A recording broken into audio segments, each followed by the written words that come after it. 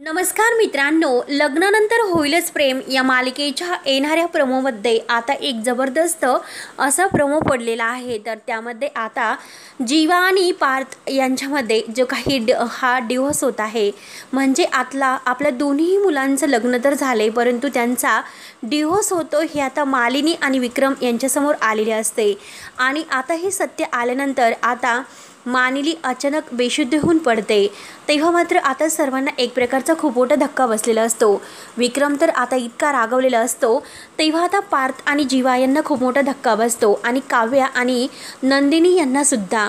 तेव्हा आता जीवा आपल्या बाबांना विचारतो की अचानक आईच्या तब्येतीला झाले तरी काय।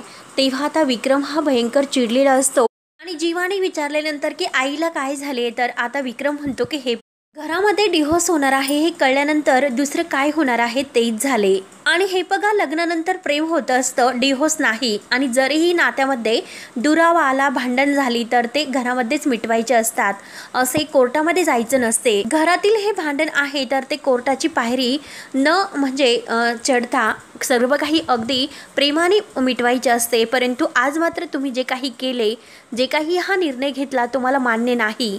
आणि आता तुम्ही त्या अगोदर हा निर्णय घेण्या अगोदर आपल्या आई आणि बाबांचा विचार करायला हवा होता।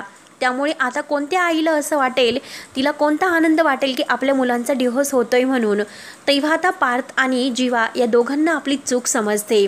तेव्हा आता पार्थ आणि जीवा मात्र आता एकमेकांमध्ये समझोता घेऊन नंदिनी आणि काव्या यांना कसं समजावतात आणि शेवटी मानिनीमुळे आता जे काही डिवोर्स आहे तो कसा थांबतो आणि ह्या जोडप्यामध्ये प्रेम कसं निर्माण होतं हे पाहण्यासाठी आता आपल्या चॅनलला सबस्क्राईब करत राहा। धन्यवाद।